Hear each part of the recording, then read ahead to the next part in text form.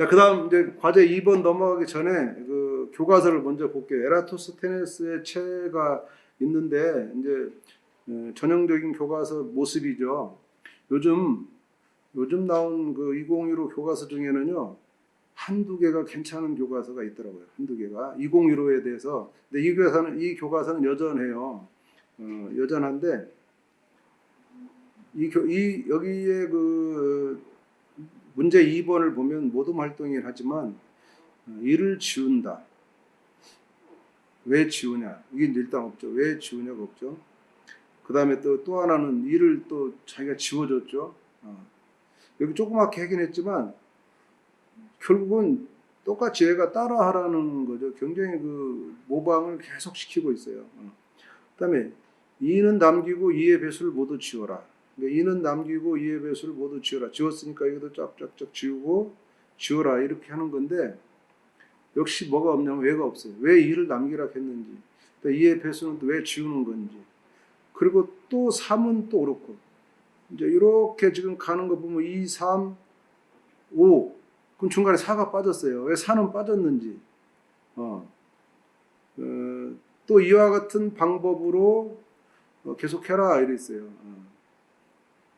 이것이 정말 저는 이제 싫었고 이 책을 만들 때도 처음 그 초고 처음 선생님들이 원고를 썼을 때는 여전히 이 부분은 똑같이 원고를 썼고 저도 이제 이 원고를 검토할 때 이렇게 말했어요. 선생님 정말 나도 이거 너무 싫은데 머리가 안 돼서 더 이상 이거밖에 없는 것 같다. 가자.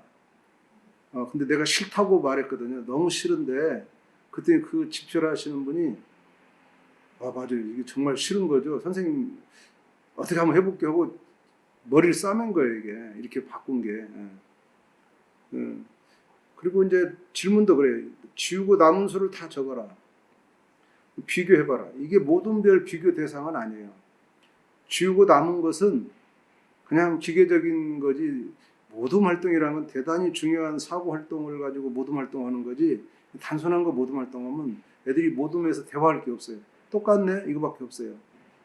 틀린 애 뭐가 틀리냐면 빼먹었네지 틀린 애가 아니죠. 잘못했네 가 아니라 빼먹은 거죠. 실수죠. 사고가 잘못된 게 아니고 기계가 잘못된 거죠. 그런 건 모둠 활동 대상이 아니에요. 모둠 활동은 적어도 다양한 사고가 일어나야 되고 그 사고가 층위가 있어서 발전된 사고가 있고 좀 모자란 사고가 있는 이런 거를 모둠해서 애들이 사고가 발전하는 거지 이렇게 단순 작업을 모둠 활동하는 거 아니에요. 이 책 저자들도 모둠 활동이 뭔지를 모르고 만든 이걸 모둠 활동이라고 이름 붙이고 모둠별로 비교해라. 이게 전혀 필요 없는 거죠. 또 지우고 남은 수들의 공통점 말해라. 이게 어떻게 공통점이 나오겠어요. 굉장히 어려운 질문들을 하고 있고 이걸 하고 났다고 애가 소수를 찾을 수 있겠냐. 왜 찾는지 어떻게 찾는지 모르는 거죠. 또 중간에 보면 처음 수는 남기고 나머지를 지워라. 배수를. 처음 수는 왜 남기는가. 뭐 이런 거. 이런 생각들이 참 부족하고요. 저는 이거 볼 때 여기가 지금 2와 3과 5에 대해서 작업을 시켰어요. 그러면 어떤 일이 벌어지는가 하면 5까지만 하는 거예요. 5의 배수까지만 하는 거예요. 마지막에 이와 같은 방법으로 했지만 아이들은 그렇게 이해하지 못하고 5의 배수까지만 지우는구나. 그렇게 하고 끝낼 것 같은 느낌이 있고 실제로 실험 과정에서 그렇게 하는 아이들이 꽤 있었어요. 그 실험에서도요. 실험에서는 3과 5 얘기도 하지 않았어요. 근데 애들은 신기하게 5까지만 하더라고요. 내가 왜 5까지만 하는가 이해가 안 갔는데 가만 보니까 교과서가 5까지만 하고 있었기 때문에 애들이 그걸 따라 선행학습한 애들이 그렇게 한 것 같아요. 이 책도 5까지 하잖아요. 근데 실험에서도 5까지 한 애들이 그 답안 보면 나옵니다. 예. 이제 그러면 수학의 발견으로 가볼게요. 수학의 발견에서는 탐구하기 이제 2번에 대해서 이렇게 소수 찾기인데요. 899가 먼저 나옵니다. 899. 이 899는 소수입니다. 아니 소수가 아닙니다. 잠깐만. 소수가 아닐 거예요. 내가 알기로 좀 내가 소수가 아닌 건데 899가 소수가 아니라 굉장히 어려운 거예요. 근데 이 899는 바로 이 과제가 아니고 이 다음 과제에 관련돼 있어요. 여기서부터 그 과제가 소수에 가는 게 이어지기 때문에 899를 이제 안에 들은 거고요. 자, 여기서는 첫 번에서 이런 질문을 합니다. 이런 질문. 2의 배수 중 소수를 모두 찾아 0표하고 나머지는 X표하자. 소수를 0표하자. 소수를 0표하자. 그러니까 네가 남기는 건 소수다라는 거고 아까 그 교과서에서 2를 남기고 2의 배수를 싹 지워라. 그 말을 바꾼 거예요. 그럼 아까 그 말하고 이 말하고 차이는 뭐냐면 2에 대한 2가 소수인지 아닌지에 대한 그 사고의 주체성이 누구한테 있느냐예요. 아까는 2를 남겨라. 책이 2를 남기라고 시켰어요. 근데 지금은 2의 배수가 쭉 있는데 그 중에 소수만 남겨라. 네가 판단해봐. 소수는 남겨서 0표하고 나머지는 다 지워. 그러면 지가 2를 남기고 나머지를 싹 지웠을 때 2를 왜 남겼냐면 소수기 때문에 남긴 거예요. 그럼 2가 소수라는 것을 판정하고 지가 남기는 거예요. 그래서 2의 배수 중에서 소수를 찾아 0표고 나머지는 다 남겨라 이런 거예요. 다 X표하자 이렇게. 그리고 이유를 물었어요. 이유. 그럼 얘가 2의 배수 중에는 2만 소수고 나머지는 2를 약수로 가지니까 소수가 아니다. 이런 말을 지가 입으로 하고 지우는 거예요. 그냥 지우라 지운 게 아니라 소수가 아니기 때문에 지웠다 이런 말을 분명히 묻고 있죠. 자, 그 다음이 문제인데 여기서 그 다음 질문이 어디로 갈 거냐? 자, 여기서 가면 2가 했으니까 3을 물어야 될 거다라고 생각할 수 있어요.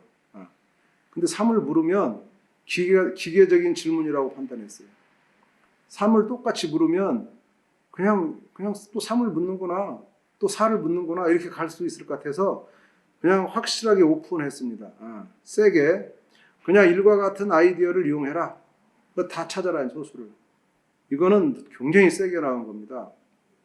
책처럼 하나씩 해줘야 되는 이 단계적인 발문을 완전히 빼버린 거예요.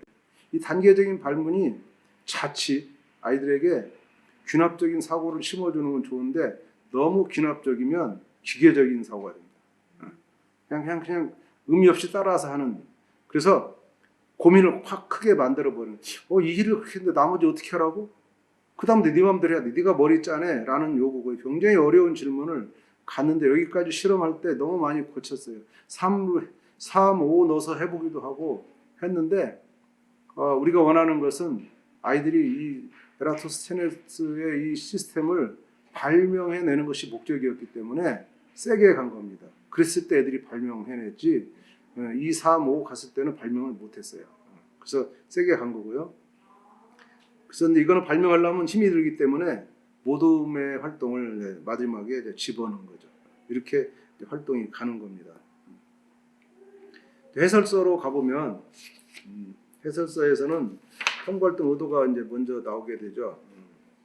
에라토스테네스의 방법이 굉장히 이제 소수를 찾는 중요한 문제였음을 알게 하는 건데 그것을 처음부터 대두시키지 않고 아이들이 활동 후에 에라토스테네스의 그런 방법으로 연결하도록 하는 이제 그런 방법을 택했습니다.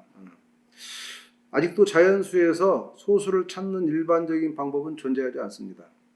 소위 말하면 소수 판정법인데 몇 가지 방법이 있죠. 수학사에서 또는 이제 정수론에 있어요. 있지만 일반화된 방법은 아니고 다 균합적인 방법으로 이제 가는 것밖에 없죠. 연역적인 방법으로 소수의 정리가 존재하지 않는다는 것은 굉장히 이제 이산수학 쪽이라서 좀 어려운 거고요.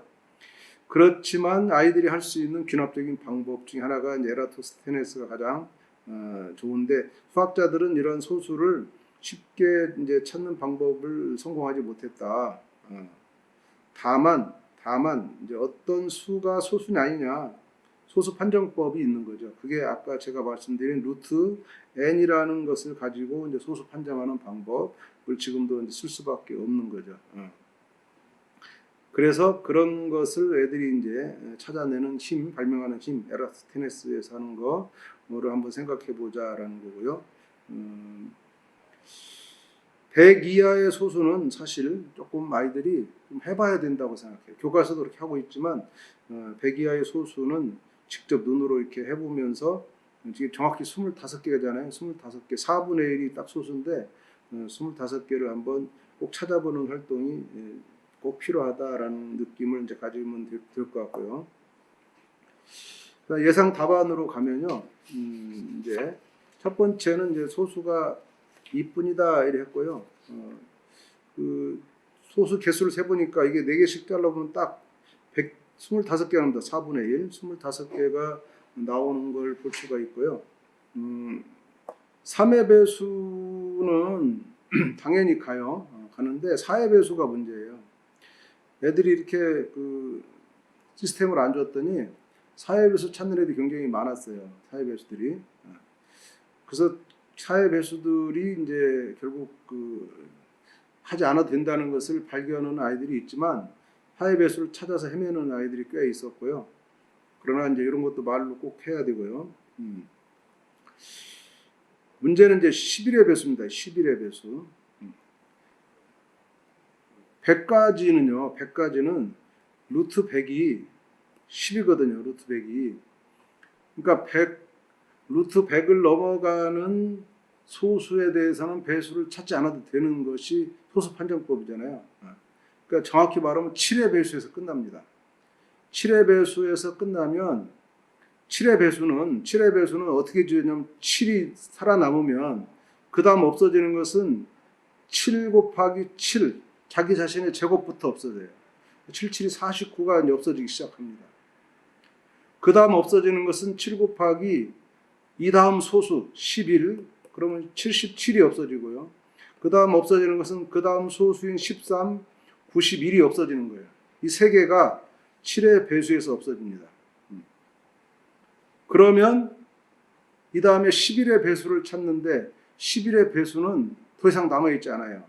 11 빼고는. 왜냐하면 11에다가 뭘 곱해서 100을 넘지 않으려면 이 수는 11보다 작아야 되는데 11보다 작은 건 이미 다 조사 끝났기 때문에 이런 건 더 이상 이 수에 없다. 그러면 애들은 정확하게 91을 마지막 지우는 것으로 이 작업이 끝나요. 에라토스테네스 체가. 그것을 발견하는 것도 대단히 중요하고 좋은 질문입니다. 마지막에 너는 뭘 지웠니? 그럴 때 92를 찾아내는 것은 애들이 지들이 막 지웠기 때문에 뭐가 마지막에 지운 줄 몰라요. 그것을 논리적으로 연역적으로 찾아내는 것이 대단히 중요한 작업이고 굉장히 높은 사고입니다. 교육과정에는 없지만 이 수업에서는 그것까지 가는 것이 중요하다. 그런 사고를 애들이 하면 이산적인 사고니까 굉장히 그 사고가 큽니다. 뭘 조사할 때 그 사고의 한계를 아들이 알 수 있어요. 내가 다 했는지 안 했는지를 알 수가 있어요. 그리고 소수 판정법도 배우지 않았지만 생각해내고 그런 것도 말씀하실 수가 있죠. 그런 아이디어가 나오면 우리는 소수 판정법을 가르칠 수도 있는 그런 계제가 되는 거니까 이렇게 해서 왜 7에서 끝나는 건지 하는 부분, 91위의 마지막에 지워주는 수인지 이런 것도 상당히 중요한데 참고 부분을 좀 읽어보시면 그런 부분을 자세하게 이제 써놓은 부분이 참고가 되겠습니다.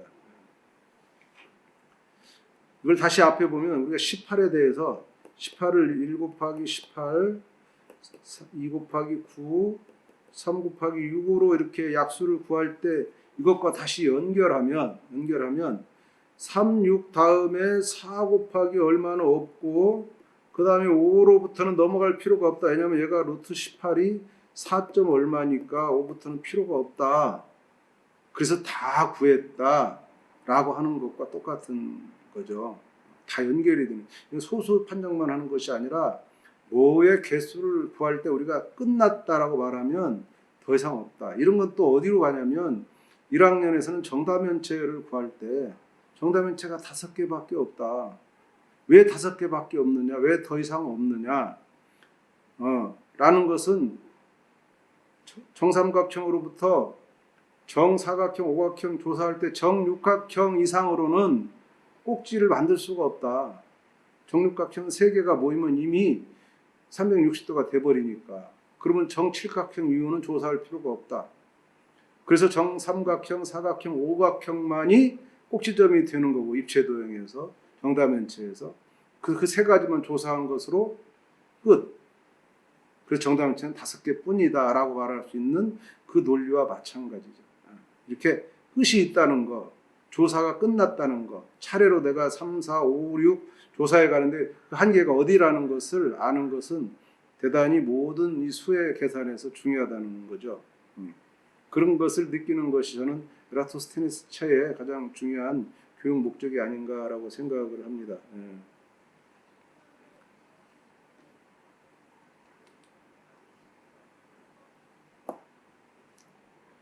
수업 노하우로 넘어가면 수업 노하우는 이제 1번에서 이런 질문 2만 남기고 이해 배수를 모두 지워라. 이런 부분 아까 말씀드렸죠. 왜 이런 질문을 바꿨는지 이런 것보다는 이해 배수 중 소수를 모두 찾아라 이렇게 수정한 이유가 뭔가 그런 것들에 대한 내용을 써놨고요. 이런 질문을 바꿨더니 결국은 수학자들이 발명한 방법을 학생 스스로 경험하도록 하는 과제로 바뀌어버렸다. 수학자들이 한 생각을 질문으로 똑같은 질문을 애들한테 던지면 애들이 수학자들이 한 아이디어를 만들어낼 수 있다. 이게 이론으로 말하면 프로이덴탈 이론에서는 안내된 재발명이다 이렇게 생각하시면 돼요. 안내된 재발명. 애들도 에라토스테네스의 체를 만들 수 있어. 에라토스테네스가 했던 고민이 뭔지를 애들한테 똑같이 질문하면 아이들이 그 생각을 해내는 거예요. 그렇게 하는 그 기본 아이디어는 이제 생각하시면 될 것 같고요. 이해 배수를 지운 후에 3, 5를 지우도록 하면 수월하게 찾을 수는 있습니다. 그러나 이게 발명에 기쁨을 줄 수는 없다. 발명은 지손으로 하는 게 발명입니다. 근데 책이 막 너무 많은 안내를 해줘가지고 애를 끌고 가면 지가 그래서 뭘 발명했다고 해도 큰 성취감은 없을 겁니다. 근데 지가 책이 딱 한 가지 이해 배수에 대해서는 한 가지 이렇게 질문한 걸로 나머지 해봐 했을 때 그것을 찾아내는 A가 있다면 그 반에서 한두 명이 찾아낸다면 걔는 수학자가 되는 겁니다. 근데 책이 2도 해주고 3도 해주고 5도 해주고 해줬다면 걔가 야, 너 정말 좋은 발명했어. 제가 한 거 아닌데요. 책이 했는데 이렇게 말할 거란 말이에요. 애들 다 알아요. 지가 한 건지 책이 한 건지 선생님이 한 건지 다 알아요. 선생님이 최대한 빠져주고 책도 빠져주는 것이 애들로 하여금 성취감을 굉장히 높일 거다라는 생각을 해서 굉장히 크게 간 것이고 이 수업의 결과는 다양한 학교마다 다양했지만 그래도 성공한 학생들이 한 반에서 꼭 몇 명씩 나타나는 것을 볼 때 충분하다라고 저희는 판단해서 그대로 됐고요. 만약에 이제 수업에서 이해 배수만 하고 애들이 더 이상 못하는 반이 있을 수가 있어요. 그럴 때는 선생님이 3회 배수, 5회 배수로 이렇게 작업을 추가로 지시를 할 수밖에 없는 겁니다. 이건 그 다음 선생님의 수업 계획 속에서 진행하는 건데 처음부터 이렇게 3과 5를 주는 것보다는 선생님이 그 다음에 줘도 충분하다라는 것이고요. 가급적 정답은 중간에 알려주지 않는 것이 좋다. 왜냐하면 이 뒤에 모동 활동까지 있기 때문에 그 과정을 통해서 저희들이 충분히 어느 순간 깨달을 순간이 오는데 그 깨닫는 것이 선생님의 지적으로 또는 선생님의 도움으로 깨닫는 것보다 자기들이 스스로 깨닫는 게 가장 좋고 적어도 깨달아도 친구가 도움 주는 게 더 낫다. 선생님 도움보다. 여러분은 도움이 안 돼요. 제가 분명히 말하지만 여러분은 도움이 안 주는 게 좋아요. 여러분이 도움 주는 것은 그냥 심판입니다. 심판. 너 못해 라는 심판이에요. 친구가 주면 제 친구의 고맙다 이렇게 말할 정도로 가는데 그리고 지가 반드시 새깁니다. 저 친구 말이 맞나? 이렇게. 근데 여러분이 도움을 주는 건요 새기지 않아요. 인정해요. 인정. 우리 선생님 최고. 여러분은 최고라 인정받아 좋지만 그 아이는 그냥 그래 나는 뭐 학생이니까 선생님만큼 내가 할 수 없지 이렇게 포기하게 만들 수 있어요. 더 이상 도전하지 않습니다. 그래서 답은 선생님 입에서 답은 최후의 순간에 나가는 게 좋다. 최후 순간까지 아이들을 끌고 가서 그놈들끼리 어떻게든 답을 내서 어설픈 답이라도 내는 것이 선생님의 좋은 답보다 훨씬 더 효과가 있을 수 있다. 라는 말씀을 드려서 이렇게 답을 가급적 중간에 알려주지 말고 모든 활동 하다 보면 오류도 다 드러나고 옆 모둠에서 답이 다 나오는데 뭐 우리 모둠의 답은 내가 굳이 선생님 가서 너 1모둠 틀렸어. 그럴 필요가 없는 거죠. 2모둠이 답을 내면 1모둠은 틀린 거예요. 그럼 1모둠 아이들이 2모둠한테 가서 배우면 되는 거죠. 그렇게 수업 노하우를 좀 끌고 갔으면 좋겠다는 것이고요.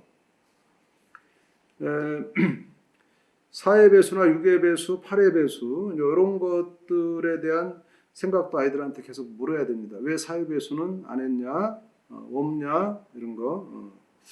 그리고 아까 마지막 지운수 91이라고 그랬죠. 이 91이 왜 마지막 지울 수밖에 없는가? 이건 정말 어려운 질문이긴 하지만요. 꼭 한번 해보세요. 그리고 이것을 답하는 애가 있다면 정말 키워주셔야 되고 칭찬해 주셔서 그 아이를 한번 앞에 세워서 좀 멋있게 설명하도록. 근데 애들은 설명 멋있게 못해도 그도 이렇게 뭐라고 이렇게 좀 끄적거리고 가면 선생님이 거기다 붙일 수가 있죠. 근데 하나도 없는데 갖다 내가 이 설명하면 좀 뜬금없잖아요. 그죠? 되도록이면 아이들을 말해서 그런 걸 끌어낼 수 있도록 해줬으면 하겠다. 이런 말씀 드리고요. 예, 그 다음 가면 애들이 계속 애들의 활동 내용이 나오죠. 특히 아까 이 말한 2와 3과 5만 지운 애입니다. 이런 애들이 여러 나타났어요. 제가 이 원인을 제가 교과서를 보고 찾았는데 교과서가 5의 배수 지우라까지 지시를 했더라고요. 그렇게만 지운 애들이 많이 있는 거예요. 그 아이들은 교과서를 보면서 이 작업을 한 것 같고 왜 7의 배수를 안 지웠을까? 그거는 2, 3, 5라는 것이 원인이다. 2, 3, 5 그랬으면 애들은 2, 3, 5 3번이나 시켰으니까 끝난 거라고 생각하는데 차라리 2만 준 것만 못했다라는 제가 그 느낌을 가진 게 이런 과제인데요. 7의 배수 77이 49나 77이나 91, 요 세 개가 지금 안 지워진 거를 이제 애가 칠판에 썼는데 딴 애가 와서 지워준 거예요. 왜 세 개를 안 지웠냐 하고 얘도 소수가 아닌데라는 이제 딴 애가 한 거죠. 서울에 있는 학교였는데 이런 결과가 꽤 있었어요. 제가 이걸 보고 3하고 5를 물으면 안 되겠다. 이런 판단을 저는 내려서 3하고 5를 빼게 된 거죠. 그랬더니 저런 현상이 이제 오히려 없어지는 거고 이와 같이 이제 엉터리는 아니지만 이제 그냥 막 가는 거죠. 이거 뭐 2, 3, 4, 5, 6 다 뭐 n까지 지우면 돼. 뭐 7, 11, 13 막 이렇게 애들이 해보지도 않은 짓을 막 추측해서 써내는 그런 아이들도 여전히 있는데 이런 것들은 다 탐구 되돌아보기에 다 집어넣었어요. 학생들로 하여금 평가의 주체를 세우기 위해서 이렇게 잘 이렇게 좀 아이디어는 영 틀리지 않았죠. 아이디어는 있는데 정교하지 못한 거를 아이들이 이제 지적해서 그 부분을 고쳐 나가는 것은 아이들이 애를 평가하는 거잖아요. 애를 평가하고 그에 대한 평가의 주체가 아이가 되게 하는 그런 과제로 이제 삼은 과제가 매 단원마다 매 스테이지마다 한 서너 개씩은 그 탐구 되돌아보기에 다 집어넣었으니까 수업에 충분히 이제 활용하실 수 있을 겁니다.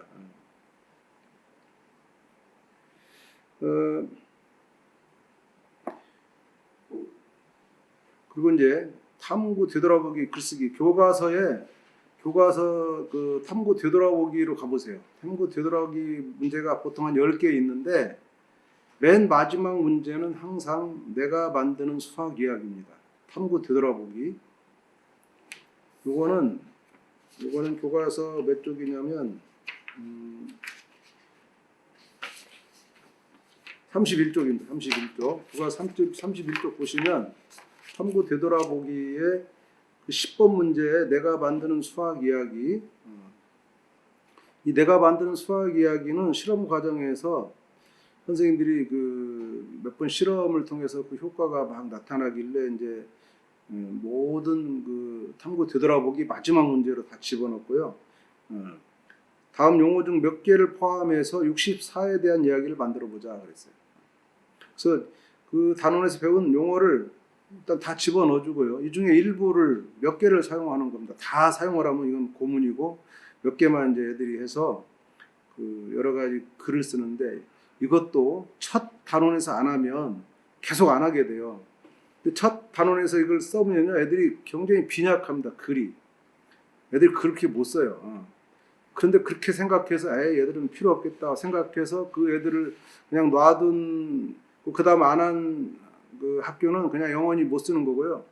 첫 달만 이것이 빈약할 뿐이지 두 번째 달에도 써야 된다 그러면 애들이 이거 쓰는 준비를 계속 해요. 써야 된다는 것을 알고 있으면 걔들이 이거를 그다음부터는 받아들인다. 첫 달에는 거부합니다. 무슨 뭐 글쓰기를 해요, 뭐 이렇게. 남학생들 특히 글 안 쓰려고 그러는데 실제로 이제 이걸 보면 뭐 강원도 원주중학교 이런 데는 원주 선생님 어디 가셨네. 그 강원도 선생님은 남학생들이 훨씬 잘 쓴다 그래요. 남학생들이. 왜 남학생들 무시하냐? 당신들이 안 시켜서 그렇지. 이렇게 말합니다. 그런 식으로 이거를 반드시 하셔야 되고요. 이 글쓰기를 하면요, 애들이 내가 가르친 거를 정확히 이해했는가를 판단할 때 아주 좋아요. 이게 정확합니다. 이게 과정 중심 평가의 아주 중요한 피드백 자료가 될 수 있어요. 얘가 얼마나 용어를 정확하게 쓰느냐, 많이 쓰느냐 하는. 그래서 3월 달에 반드시 실행해야 이후에 굉장히 좋아진다는 거 말씀드리고요. 학생 답안도 보면 참 좋은 답안들이 많이 있어요. 지금 약간 흐려서 그런데 뭐 친척 소개 신문을 만들고 보면은 뭐 약수들을 가지고 크기로 오빠 뭐 언니 또는 동생 뭐 삼촌 뭐 다 표현하고 있어요. 그 다음에 배수는 많으니까 친척들을 배수로 비교해. 친척들이 많잖아요. 친척들은 뭐 사돈, 팔촌 뭐 이렇게 퍼져나가니까 배수가 그렇잖아요. 그러니까 약수라고 하는 거 배수를 딱 구분해가지고 애들이 한 거 보면 배수가 무수히 많다는 것도 얘는 알고 있고요. 이제 그 다음 넘어가면요, 개념과 원리 연결하기라고 해서 44쪽 가면 개념과 원리 연결하기가 이제 단원 스테이지 끝에 하나씩 있습니다. 하나씩. 여기서는 매 스테이지마다 핵심되는 이런 최대 공약수, 최소 공배수라는 것을 배웠는데 그것을 조금 이렇게 삐딱한 질문을 해서 그걸 확실하게 정리된 나의 생각, 모든 활동을 합니다. 나의 첫 생각, 친구들 생각, 다시 정리해. 이렇게 만든 거는 역시 실험 과정에서 선생님들이 이거를 굉장히 애들한테 많이 사용하는데 애들한테 자기 생각을 뭐 검정색, 그 다음에 친구들 생각은 파란색 이렇게 적게 하고 그래서 내가 바뀐 내 생각, 정리된 나의 생각은 빨강색 이렇게 적게 하면 애들이 공부 잘하나 못하나 애나 이 생각을 제대로 바꾼 생각도 있어야 되고 해서 상당히 아이들이 그 의욕적으로 이것을 써내고 그것을 선생님이 볼 때도 그 수업의 참여 과정도 잘 보이는 아주 이것도 좋은 평가 자료로 많이 삼는 것을 볼 수가 있습니다. 이것도 과정 중심 평가라는 중요한 도구로 사용하고요. 그 다음에 이 책의 특징은 이제 다른 우리나라 교과서가 하지 않는 이 개념 연결과 정리라는 거 하고 있어요. 그 소수를 배웠으면 소수의 뜻과 성질 법칙을 여기다 다 이게 지금 화면은 작게 나오지만 교과서 반페이지예요. 반페이지에다가 쭉 정리하고 그것을 끝나는 게 아니라 소수를 설명할 때 나온 약수 개념 나누어 떨어진다. 그 다음에 소수가 다시 곱셈으로 연결되잖아요. 그런 개념을 주고 그것을 다시 다 정리하게 하는 거예요. 이 페이지 전체 한 페이지가 다 애들이 과거를 정리하는 겁니다.